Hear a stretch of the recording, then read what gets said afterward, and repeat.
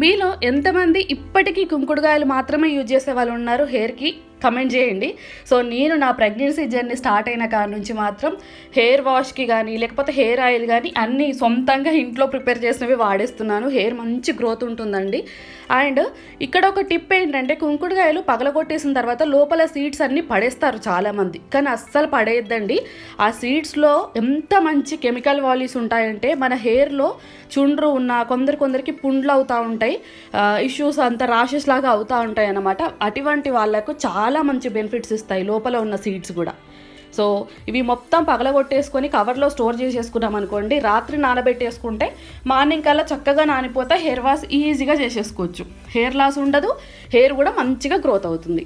So మీరు ఎప్పుడైనా ఈ టిప్ ఫాలో అయ్యారా, మీకు తెలుసా? కమెంట్ చేయండి. సో ఈరోజు అయితే మంచిగా ఈ పని పెట్టేసుకున్నాం, హ్యాపీగా కవర్ నిండా పగలగొట్టేసుకొని స్టోర్ అయితే చేసేసుకున్నాను. ఇది నా మినీ బ్లాగ్.